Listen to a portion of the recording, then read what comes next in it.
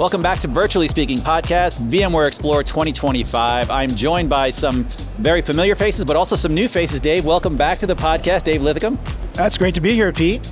It's great to be talking about virtualization again. Absolutely, absolutely. And we are going to be talking some announcements this week. It's been a great week here at VMware Explore, and certainly private AI has been a big topic of conversation. We can't have a podcast about private AI without talking to our good friend, Mr. Chris Wolf. Chris, welcome back. Yeah, great to be here as always.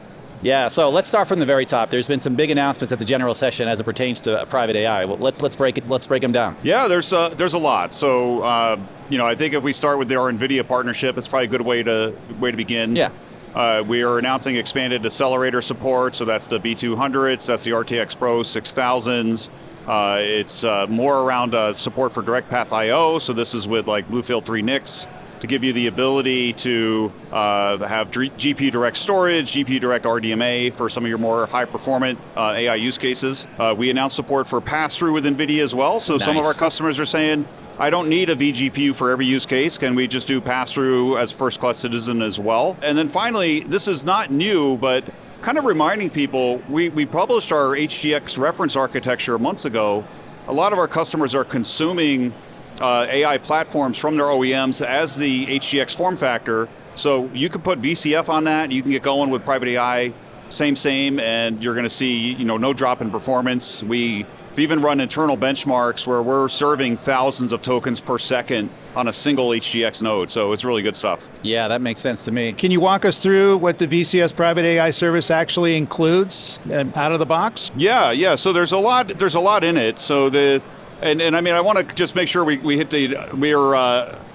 first, if I step back in terms of what the service is about, we're about driving interoperability. So we have expanded collaboration with NVIDIA. We're announcing virtualization support as well for the AMD Instinct MI350 GPUs. So that's a big deal. We want to make sure customers can deploy a model once and they can even run it on a different accelerator without having to refactor. So if I look at our private AI services, I want to start with our model runtime. So the model runtime is multi-GPU and also CPU by design.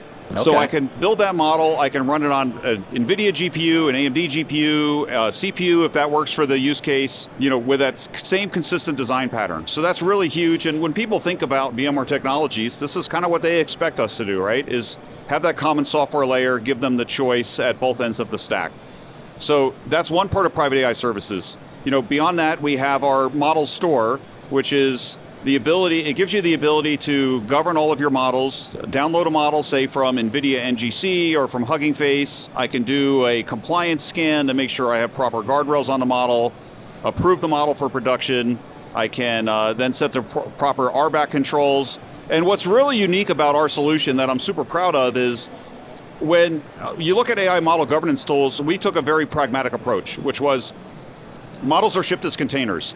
We don't need to make our customers, our partners use a different tool for container governance. Right. They have it with Harbor. So what we did is we expanded Harbor to have this model integration, add enterprise-grade RBAC, so you have a really rich solution that's fully extensible and customizable. Okay, so that's model runtime, that's model store. We have a data indexing and retrieval service.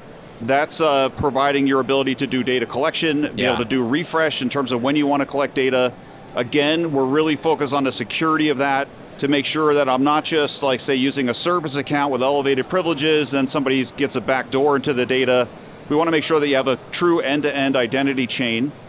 And then finally, we have our agent builder service. So the agent builder is what gives you the ability to start to compose these different AI applications. Like, let me pick this model, let me pick this particular data set or knowledge base, start to build this chat interface and start to interact with it. Now, there's new stuff that we're doing with all of these core services too. You want me to talk about those now, or you got some more for me? I do have a follow-up question. I love the GPU, CPU choice that you're making in the platform. That's something most platforms don't do, and I do see it as something that many of the customers are asking for, out there in the space. Do you see the uptake being to that, people having the choice?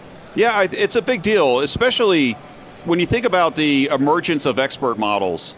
Like DeepSeek, I think, kind of put the world on notice that there's other AI architectures where I can have mixture of experts and specialized expert models that are smaller, that require less memory, that can be really capable.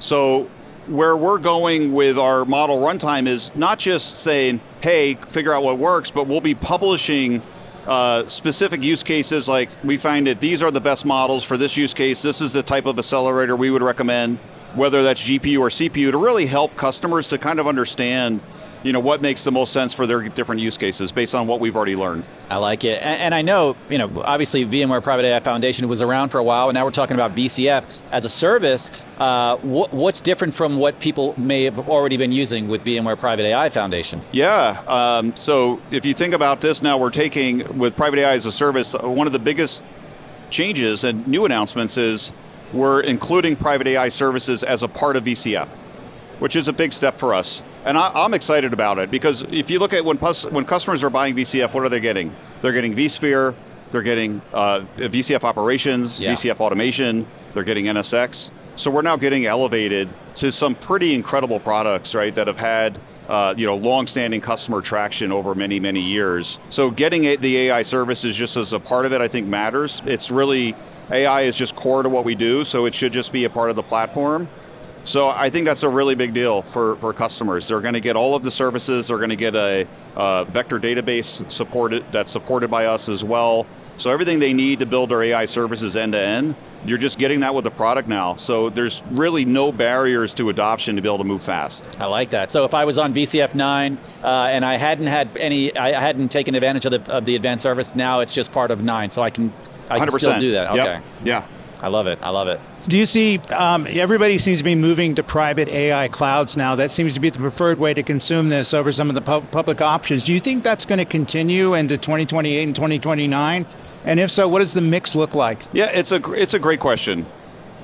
There's absolutely going to be a mix. We certainly believe in like these hybrid AI patterns where I can use the public cloud for some use cases where the economies of scale just make a lot of sense. I'm not as concerned about data privacy. Go forth and prosper, right?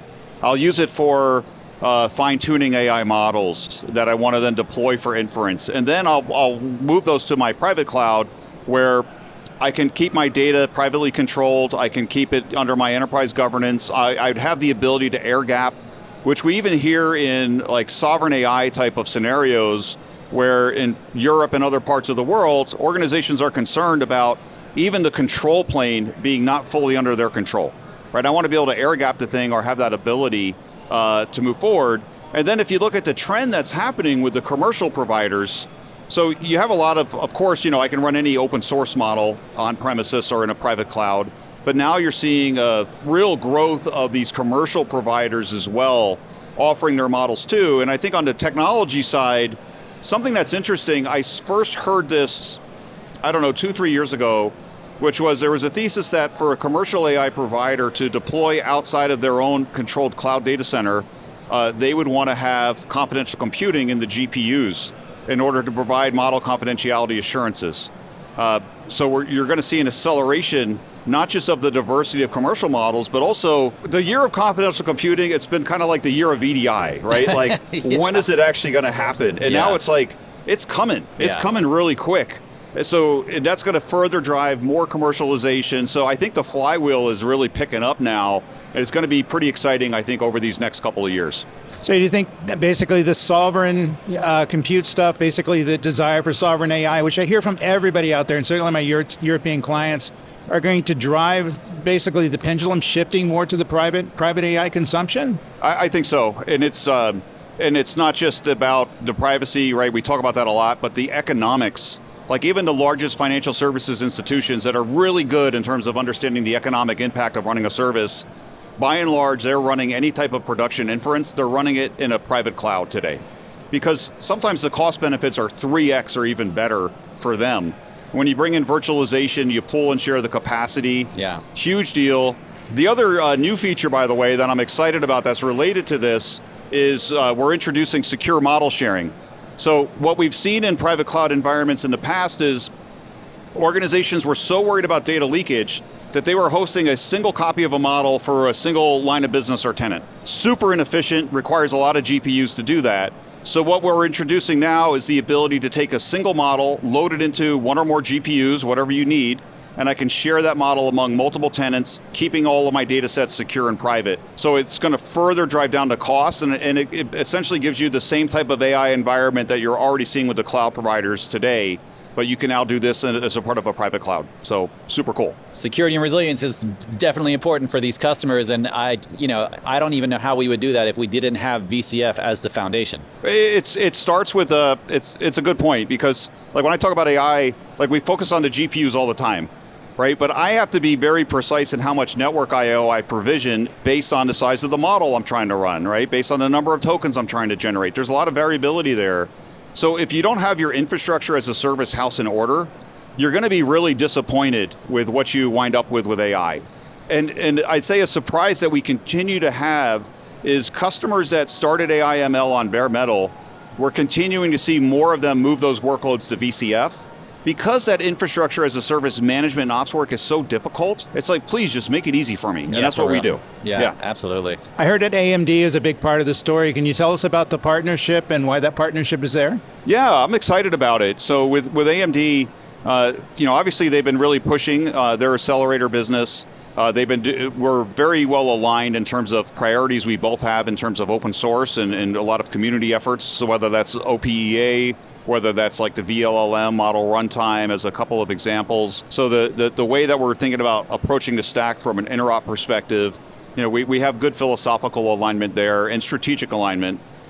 What's really exciting, I think, with AMD is not just supporting like their MI300 or 325, but going forward, adding virtualization enablement as well into their GPUs, which is really going to unlock even more use cases for them.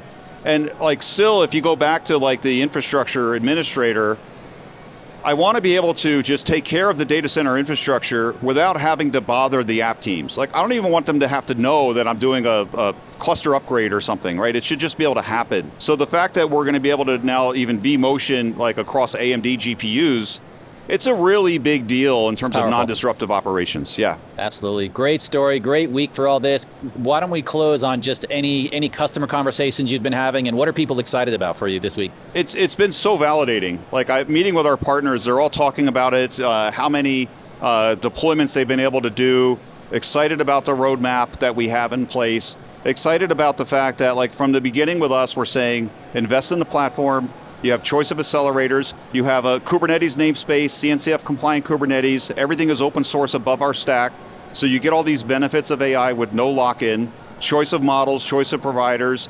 That's super cool. And then what you're seeing is really the emergence of starting with, say, GPU as a service, because I'm trying to find my right information use cases where the business value is. Yeah. Trying some different things, and then starting to hone in on things. Like one of our customers is looking at using generative AI to understand the legal ramifications of self-driving cars in every different country in the world. Right, that's a lot of data, that's a lot of policy, and some of that is not just public documents, but it's also some of their internal legal policy as well that they don't want to share externally. Right, it's these kind of use cases that are popping up. It's universities enabling generative AI to their student populations. We have a mining company that's bringing this into all of their different regional operations. So it's really running the gambit, and what still continues to be, I think, a surprise for us, which is super exciting, is the public sector is really pushing it hard.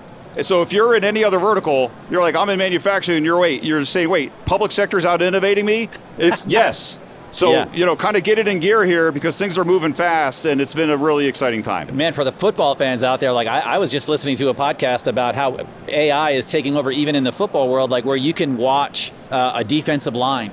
And they have AI. There's even like TV that's actually analyzing the line before the play and telling you whether it's going to be a blitz and all that stuff. And all these teams are incorporating AI into their training, into their coaching. But they need it to be private. They want it to be. They don't want other teams to see it. They don't want other people to see it. So yeah, it's everywhere in the private and public sector. Yeah, for sure. Yeah, good stuff, Chris. Thanks for joining us this week. For the time. So exciting. Enjoy the rest of your week. Thanks so much. All right.